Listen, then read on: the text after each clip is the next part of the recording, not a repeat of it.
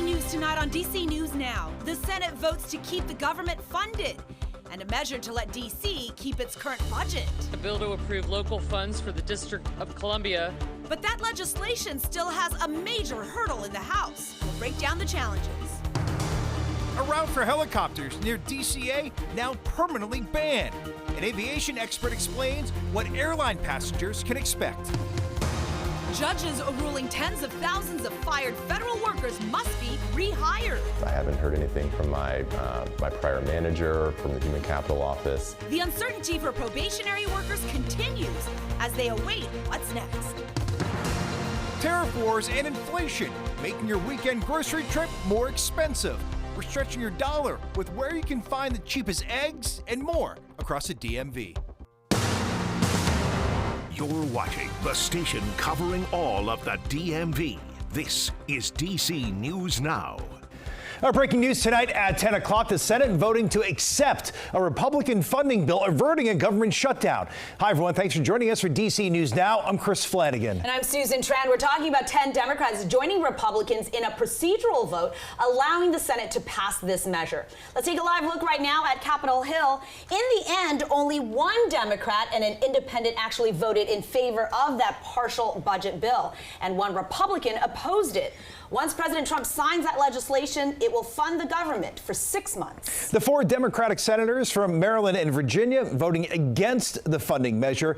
The bill, written by House Republicans, would fund the government through September. It would cut non-defense spending by about $13 billion and increase defense spending by about $6 billion. Now, the Senate also passing a proposal to save the district from massive cuts, but that now goes back to the House. And that's where Republicans have already dismissed the need to exempt D.C. So if the House fails to approve this bill, the district will lose more than $1 billion from its current operating budget. A lot on the line right now. DC News Now's Ben Dennis joining us live here in studio tonight. And Ben, what are the possibilities that the district can be saved from this really dire situation? It all comes down to the GOP leadership in the House. 2 big developments tonight. Senators separated the D.C. funding bill from a bill to avoid a government shutdown. Tonight, both passed.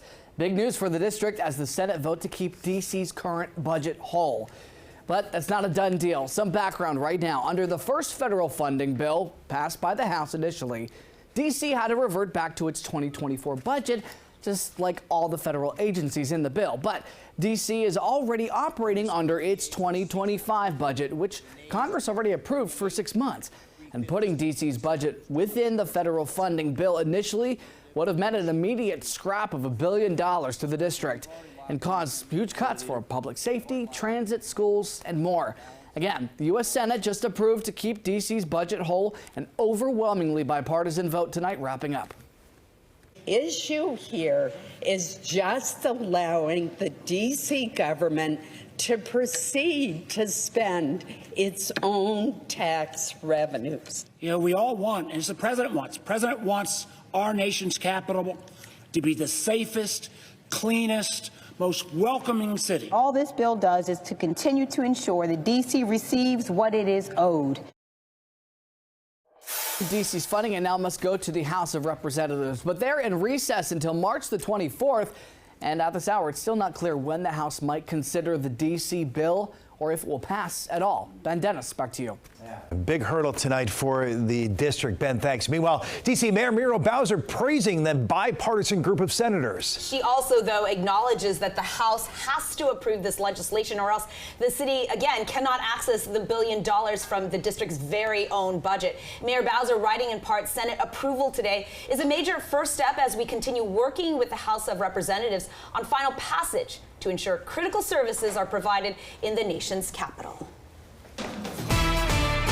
Folks, we wrapped up the week on a quiet note. Yes, we did have some clouds in the sky, but at least we didn't have any sort of rain or storms to deal with. We'll keep that same trend going into your Saturday morning. We will have overcast skies once again, but that is going to help keep temperatures in the 40s to start your day. But you'll notice the wind starting to pick up out of the south-southeast, and those breezy southerly winds are a lead-in to what we're going to see on Sunday. Here's the severe outlook for Sunday across the DMV. All of this yellow you're seeing right here severe. That's a level 2 out of 5 risk, covering most of the DMV for that threat of severe thunderstorms. At the very least, we're going to see some heavy rainfall, some very gusty winds along the cold front that sweeps through, but we also do have that possibility of a few severe thunderstorms that could bring some damaging wind gusts wherever they cross through. So coming up here, we will have the timing, the potential impacts, and where exactly these storms could be sweeping across the DMV as we head throughout the day on Sunday, and when all of this activity could start to wrap up. Coming up in your full forecast here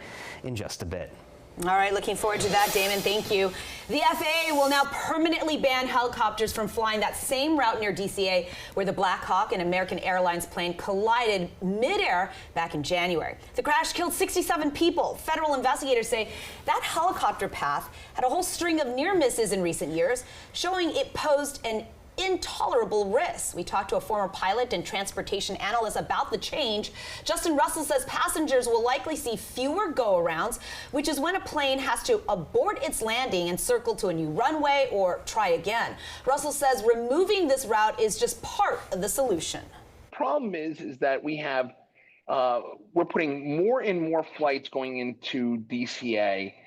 We're taking controllers out of the tower. We're not staffing the tower to its maximum level. You put those into the mix and it becomes a real issue. The FAA order will allow a few exceptions. We're talking about presidential flights, law enforcement, and life-saving missions. The agency also says that it will continue to study other airports that have different aircraft sharing the same space, including BWI. Prince George's County police say a man was killed during a fight inside of a home in Fort Washington. It happened early this morning on Denmead Avenue. Now, a second man is in critical condition at a hospital tonight. Investigators say the men knew each other and there's no threat to the public. They're calling it a domestic incident. A neighbor telling DC News Now this news really tough to digest. From personal experience of my sister was killed in a domestic dispute incident, and it's very difficult on both sides of the families, you know, of whether if it's just loss itself or just loss of your brother having to potentially go to jail and face murder charges. Well, you're asked to call Prince George's County Police if you have any information about this case. 2 federal judges have now ruled tens of thousands of fired probationary federal workers must be rehired. But we're also learning some have still not even heard from their managers. Yeah, it's left so many confused, of course, and wondering if they even want to go back, considering this could just be temporary. DC News Now's Max Marcilla spoke to the fired federal worker in Fredericksburg, Virginia. He says the twists and turns, well, they've been discouraging. It's a whirlwind, and it's kind of hard not to be glued to my phone. In the weeks since Jonathan Curry was fired from the IRS, the fate of his job and those once held by thousands of civil servants has been up in the air. Protests took place outside several federal agencies, and courts were asked to rule on whether the firings of probationary workers were legal, which 2 federal judges said they weren't. Curry has been waiting for some sort of notice about what that ruling might mean for him, and so far he hasn't received it.